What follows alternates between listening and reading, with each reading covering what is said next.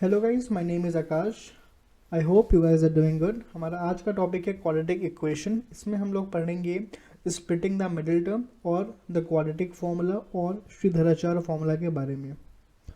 Starting करते हैं basic से। बिल्कुल उन्होंने लीनियर इक्वेशन पढ़ा होगा। लीनियर इक्वेशन को सॉल्व करने पे हमेशा एक आंसर आता है, बट क्वाड्रेटिक इक्वेशन को सॉल्व करने पे हमेशा दो आंसर्स आएंगे। उसको हम लोग बोलते हैं या तो रूट्स ऑफ द इक्वेशन या फिर ज़ीरोज़ ऑफ द इक्वेशन। तो इससे प्लीज़ कंफ्यूज ना होइएगा, जहाँ भी लिखा हो उसका मतलब वो सिंपल वर्ड्स में आंसर की ही बात कर रहा है। फिर एक चीज़ ये है कि जिस भी पॉलिनॉमियल इक्वेशन की डिग्री 2 होगी वही होगी quadratic equation. An equation with degree 2 is called quadratic equation. First अपना जो टॉपिक है वो है स्टैंडर्ड इक्वेशन की क्वाड्रेटिक इक्वेशन एक्चुअल में होता क्या है। तो जो भी इक्वेशन इस फॉर्म में लिखी जा सके, for example ax² plus bx plus c, उसको हम लोग बोलते हैं क्वाड्रेटिक इक्वेशन। सिंपल सा इसका एग्जांपल हो सकता है 2x² plus 5x plus 3 equal to 0। ये हमारी एक स्टैंडर्ड क्वाड्रेटिक इक्वेशन का फॉर्म होता है, जहाँ पे हमारा जो a है वो इस इक्वेशन का 2 है विथ साइन, मतलब कि +2। यहाँ पे जो हमारा b है वो इस इक्वेशन का 5 है, मतलब कि +5।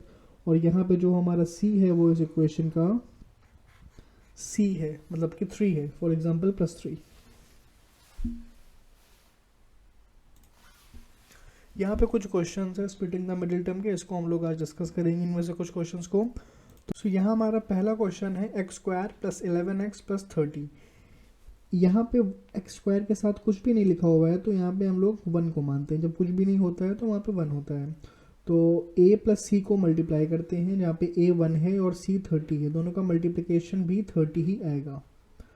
यहाँ पे अपने को करना क्या होता है एग्जैक्टली कि ये जो बीच का टर्म होता है, मतलब जो b होता है, b को ऐसे दो पार्ट्स में या दो नंबर्स में स्प्लिट करना होता है, जिसका एडिशन या सब्ट्रैक्शन आए 11 और उसका मल्टीप्लिकेशन आए a और c के मल्टीप्लिकेशन के बराबर।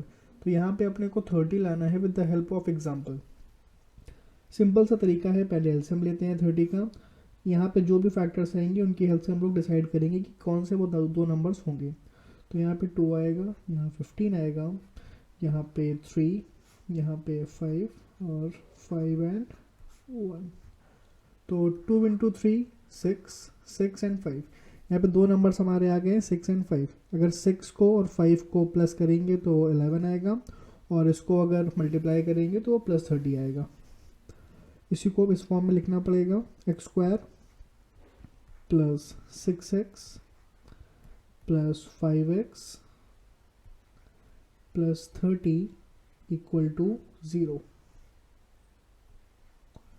फर्स्ट टू टर्म में से कुछ कॉमन लेना है और लास्ट टू टर्म में से भी कुछ कॉमन लेना है। फर्स्ट टू टर्म में से कॉमन आ रहा है हमारा x, तो हम लोग x को ब्रैकेट के बाहर लिखेंगे और यहाँ पे लिखेंगे x प्लस 6। प्लस का प्लस साइन ये वाला कॉपी करेंगे नीचे। यहाँ पे कॉमन आ रहा है 5, x प्लस 6। बस ध्यान ये रखना है कि ब्रैकेट के अंदर चीज़ें हमेशा सेम आनी चाहिए। अगर चीज़ें सेम आ रही हैं ब्रैकेट के अंदर तो हम लोगों ने सही किया है, अदरवाइज कुछ गलत कर दिया है। तो यहाँ पे x प्लस 6 है और यहाँ पर भी x प्लस 6 है, मतलब क्वेश्चन सही कर रहे हैं हम लोग। तो x प्लस 5 एक ब्रैकेट में हो जाएगा, जो ये वाला टर्म है एंड जो ये वाला टर्म है, दोनों को हम लोग एक ब्रैकेट में लिखेंगे। और नेक्स्ट ब्रैकेट में लिखेंगे x प्लस 6 इक्वल टू 0। एक बार x प्लस 5 को 0 से इक्वेट करेंगे, एक बार x प्लस 6 को 0 से इक्वेट करेंगे, बिकॉज क्वाड्रेटिक इक्वेशन में हमेशा दो आंसर्स आते हैं, दो जीरोस आते हैं या फिर दो रूट्स आते हैं। x plus 5 equal to 0 and next में x प्लस 6 इक्वल टू 0। एक आंसर आ जाएगा x इक्वल्स टू -5, बिकॉज हम लोग 5 को इक्वल टू के राइट साइड पे भेज रहे हैं। सेकेंड आंसर आ जाएगा x इक्वल टू -6। तो यहाँ पे हमारे ये 2 ज़ीरोज़ आ गए हैं या फिर 2 रूट्स आ गए हैं। ये हमारा इस क्वेश्चन का आंसर था। इसके बाद एक और क्वेश्चन ट्राई करते हैं। नेक्स्ट क्वेश्चन है हमारा x square plus 18x plus 32। तो यहाँ पर भी a की वैल्यू नहीं है, तो हम लोग यहाँ पर भी 1 मानेंगे। 1 का और 32 का मल्टीप्लिकेशन इस बार 32 आएगा। हम लोगों को इस बार 32 लाना है विद द हेल्प ऑफ 18। तो 32 का एलसीएम लेते हैं। 2 16 और अगर आप ध्यान लगाएं तो 16 प्लस 2 होता है 18। ठीक, तो हम लोग को आंसर यहीं पे मिल गया, हम लोग को आगे एलसीएम लेना ही नहीं पड़ा। तो x square plus 2x plus 16x plus wait second,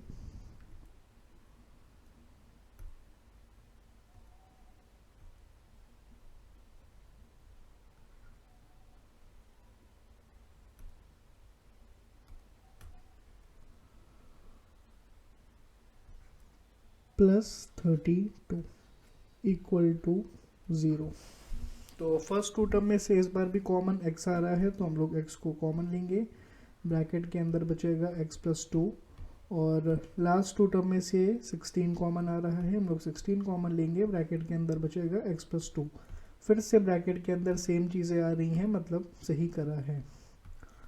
तो x प्लस 16 एक ब्रैकेट में हो जाएगा और नेक्स्ट ब्रैकेट में हो जाएगा x प्लस 2 इक्वल टू 0। तो फर्स्ट आंसर हम लोग का आ जाएगा x प्लस 16 इक्वल टू 0। तो x इक्वल्स टू आ जाएगा हम लोग का -16 और सेकेंड आ जाएगा x plus 2 equal to 0। Next answer आ जाएगा x इक्वल्स टू -2। एक ये आंसर हो गया, एक ये आंसर हो गया, ये 16 है। ओके, आई होप आप लोग को समझ में आया होगा क्या होती है स्प्लिटिंग द मिडिल टर्म। आगे बढ़ते हैं हम लोग नेक्स्ट टॉपिक की तरफ।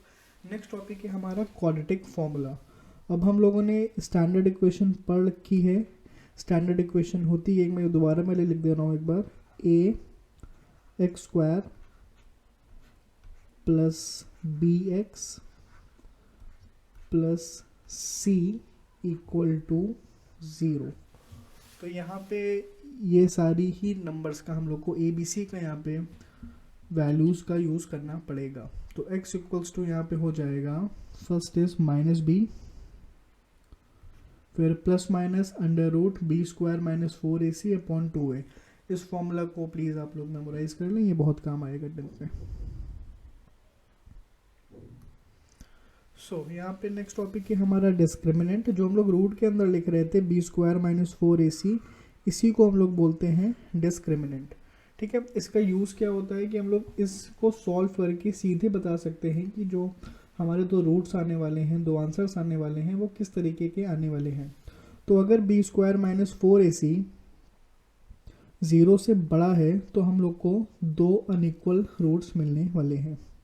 अगर b² - 4ac 0 के बराबर है तो हम लोग को दो इक्वल रूट्स मिलने वाले हैं। अगर b² - 4ac 0 से छोटा है तो हम लोग को दो मिलने वाले हैं कॉम्प्लेक्स रूट्स। इसमें अंडर रूट्स वगैरह आएंगे, बार बार इस टाइप की चीज़ें में आंसर्स आएंगे। ठीक है, हमारा क्वेश्चन है x² + 7x - 18। तो पहले तो हम लोग चेक करते हैं कि डिस्क्रिमिनेंट क्या आएगा, मतलब जो हमारे रूट्स आएंगे उनका नेचर क्या होगा। तो b² - 4ac फॉर्मूला होता है डिस्क्रिमिनेंट का। b² का मतलब यहाँ पे 7 है, तो 7 का स्क्वायर माइनस 4 इंटू a यहाँ पे 1 है और c यहाँ पे -18 है। तो 7 का स्क्वायर हो जाएगा 49 माइनस 4 इंटू 1 इंटू -18, 18 4 आएगा -72। यहाँ पे दो बार माइनस आ गए हैं जो अल्टीमेटली प्लस हो जाएंगे, तो ये हो जाएगा 49 + 72। तो इसका आंसर आएगा 121। तो लाइक इसका रूट जो है वो पॉजिटिव में आ रहा है, 0 से बड़ा है। तो जैसे कि यहाँ पे हम लोगों ने पढ़ा था कि उसके अब आंसर जो आएंगे वो 2 रियल सॉल्यूशंस आएंगे, 2 अनइक्वल रूट्स आएंगे। तो अब अपने क्वेश्चन पे बढ़ते हैं हम लोग। क्वेश्चन पे बढ़ने से पहले हम लोग फिर से यहाँ पे एक बार फॉर्मूला लिखते हैं। तो फॉर्मूला होता है हमारा x equals to minus b plus minus under root b square minus 4ac upon 2a। इसमें अब वैल्यूज़ पेश करते हैं, तो मैं यहाँ पे लिख दे रहा हूँ कौन सी चीज़ क्या पर क्या है। a is equals to 1, b is equals to 7 and c is equals to minus 18। इन्हीं वैल्यूज़ को हम लोग यूज़ करेंगे अपने सॉल्यूशन में। तो माइनस b का मतलब minus 7 plus minus under root b square का मतलब हमने सॉल्व करके अभी चेक किया था। तो 49 माइनस, या फिर लाइक क्लास में वो प्लस हो गया था, 49 प्लस 72 आया था ये, अपॉन 2a।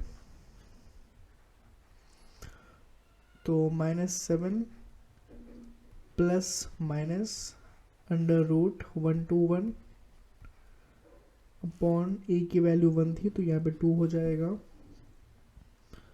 फिर नेक्स्ट आएगा अपना 7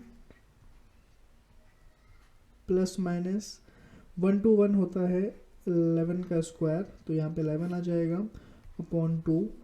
एक बार हम लोग इस 11 को प्लस के फॉर्म में लेके चलेंगे, दूसरी बार माइनस के फॉर्म में लेके चलेंगे।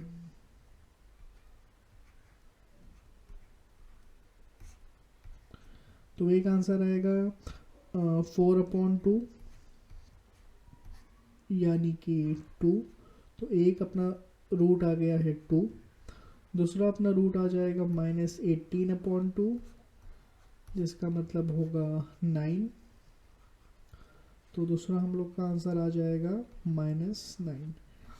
तो एक ये आंसर है, एक ये आंसर है। रूट से इक्वेशन क्या आ जाएगा, एक आएगा 2, दूसरा आएगा -9। ये 2 रूट्स हैं। आई गेस आपको समझ में आया होगा। अगर आपका कोई भी डाउट्स है इन टाइम के किसी भी क्वेश्चंस को लेके, तो प्लीज़ आप लोग कमेंट बॉक्स में बताइए, मैं उसका सॉल्यूशन आपको दूंगा। और कुछ इंपॉर्टेंट क्वेश्चंस हम लोग पढ़ेंगे नेक्स्ट पार्ट में।